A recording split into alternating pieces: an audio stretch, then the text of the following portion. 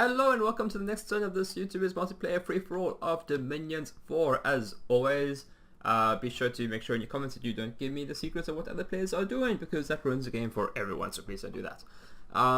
Another news, this has been a pretty eventful turn, or rather, what I thought might be a quiet next few turns turns out to be anything but. So let's have a first look at this message from Vanheim. We send you 50 gold as a down payment for our presumed taking of Might Marsh.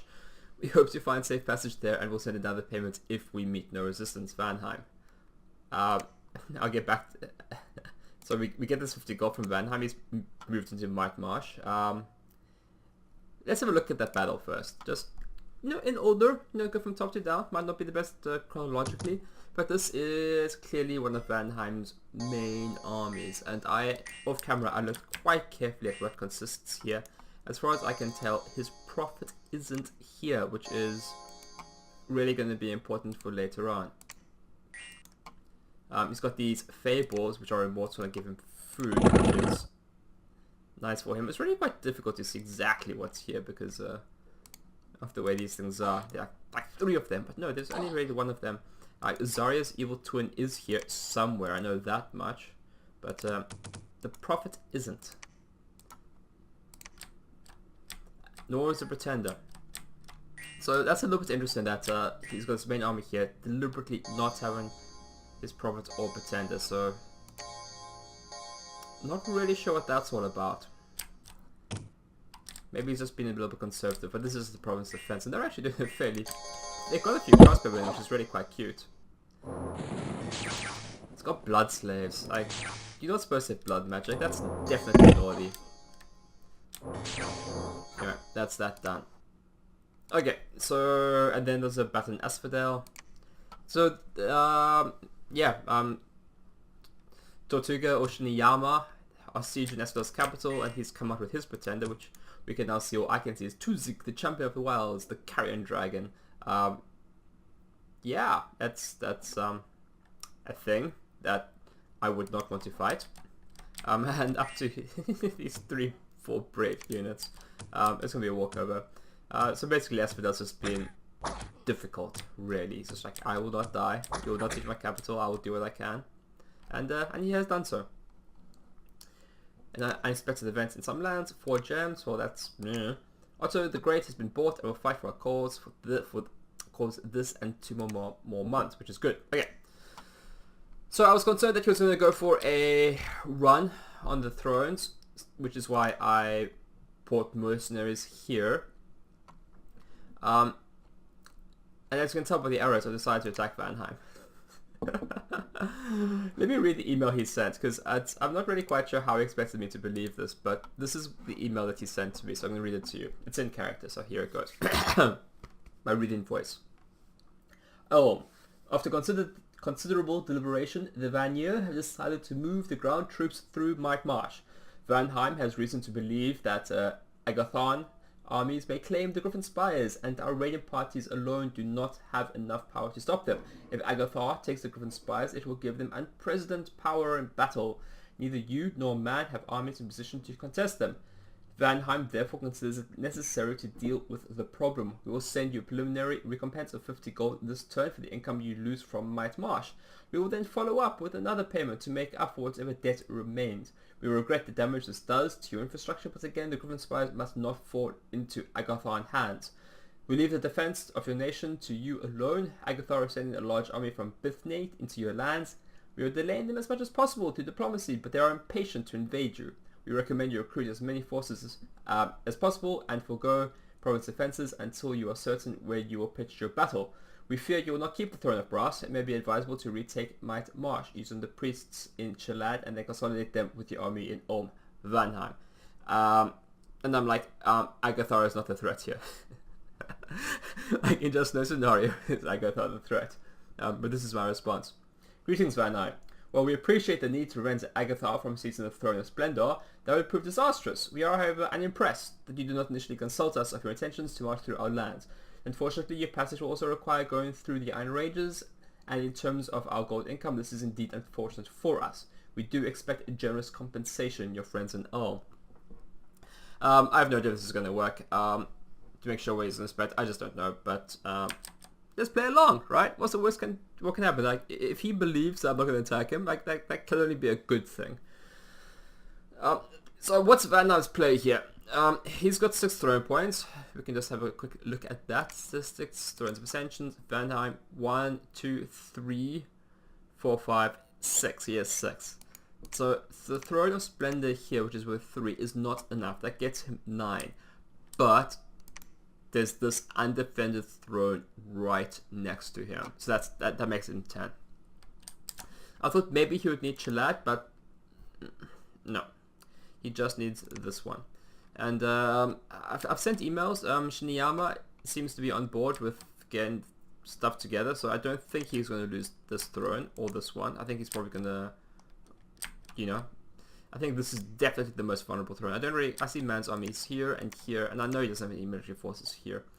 So I think Van Dijk's going to go for the win. I think he's going to try and make a run for the Throne of Splendor and a run for Black Alps simultaneously to try and get the 4 points in one last quick go. And he needs me to do nothing. His pretender is here. So I think he expects a battle. He doesn't want his pretender in the battle in case he gets killed. So I'm not quite sure what he's expecting to do here. Is he waiting for his pretender to come here and then march together to the Throne of Splendor? Or is he going to just go ahead and keep the pretender behind to then claim it after the battle? Or does he have some item that can teleport him there or make him fast travel there? I'm not sure. But either way, it's just all much too close. This is a battle I believe I can win, and I need to fight it. It's such a shame that I'm pathetically short of Evocation 6, which gives me Iron Blizzard. I really wanted it. It would be fun, but in the end, events have forced my hand, and I don't think I need it. I think I can win the battle with Van Dijk comfortably. Particularly his army here is no threat. I don't really believe. I think I can handle that quite comfortably. This army, whatever's here, because he's got vans, right? I can't see them. I don't know how many there are. He probably has at least 40. Are they here? I don't know. But am I going to fight his full army or just part of it? I don't know. But either which way, I think my army is strong enough to win. I thought about leaving some Priestmas behind to make sure I get Iron Blizzard next turn, but I think I'd rather just go all in on this battle. Let's talk about the battle setup. Oh boy, this I put a lot of effort into. So what's happening here? I've got mercenaries in the top right hand corner because they're expendable. They're going to supposed to defend that, but that's not the threat here, I don't think. I've got a double line of pikeneers here. I've got guardians in the top left hand corner and the bottom right hand corner. And yeah. Well, actually, and I've put these guys here with the shields right in the front. He's got crossbows, and I think like, maybe they'll do better against the crossbows. I put my commanders all in the back left corner and the top right corner here and here a little bit, trying to spread them out. I've scattered my Priestmas all hither thither around the map just to try and make sure that they can't all be like one-shotted by a volley of crossbows or a lightning bolt or a thunder strike or something. I know Van Dijk tends to use lightning and thunder strikes, and I was like, hey, I have resist lightning. That might be a good idea.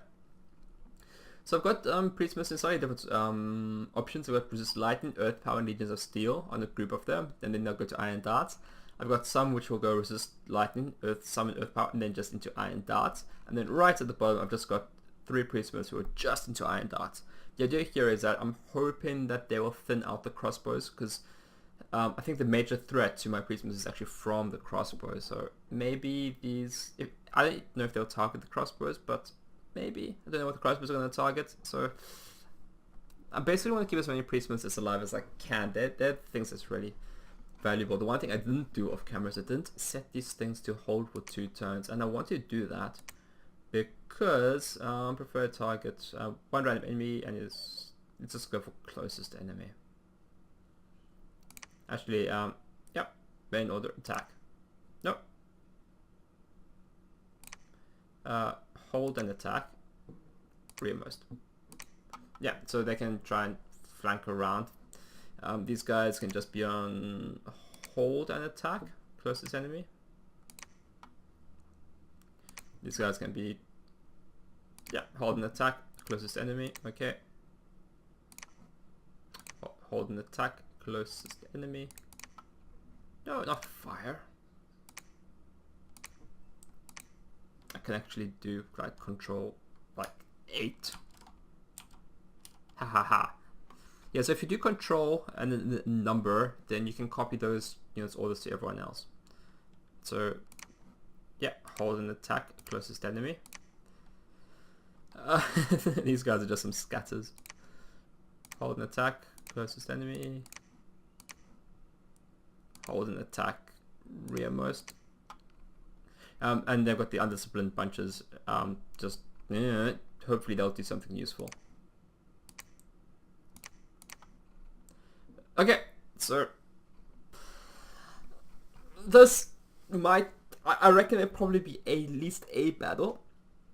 I'll probably attack the Vans and Fafnir. I might get the whole army. Either which way, I'm pretty confident with what I have here. I have like over 500 units, and a lot of them are really good units. Most of the independents, I don't have that many left. Lovingly, I still have these stupid woodsmen from way back when, whose desperate times I still have them. Who knows if they were worth the money in the upkeep, but they still exist. So that's my thinking here. I just don't want the priestsmiths being killed by those thunderbolts and thunderstrikes. I don't even know just how well this will protect them, but here's hoping. Here's hoping. So that's it. I'm definitely looking forward to seeing what happens next turn, because I think it'll be eventful. At least of all, Vanheim will know that I'm not having any truck with him going for the Throne of Splendor. It's just not a thing that I can allow to happen. And he also had that ceasefire with Agathar, which just, for me, that was almost a de facto declaration of war. It's like, what else are you going to do? Where are you going to go, right? If you don't fight Agathar, you're just going to go for thrones, but where? Into my territory? Into other territories? Doesn't matter. You're so close to winning that if you don't have someone actively fighting you, you're just such a huge threat. And now he's plunging through my territory. It's just this, like, you're done. I have to attack you, and I think I'll win. I think I'll win. Am I recruiting a priestsmith? I am, because, you know, they're great. That's the turn. I hope to see you next time. This will be a big one. Bye.